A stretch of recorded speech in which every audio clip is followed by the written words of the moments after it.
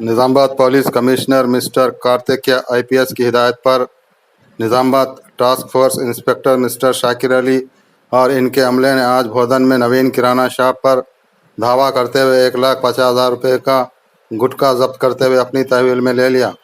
बाद अर्जा इन्होंने इसको भोदन एसआई के हवाले कर दिया।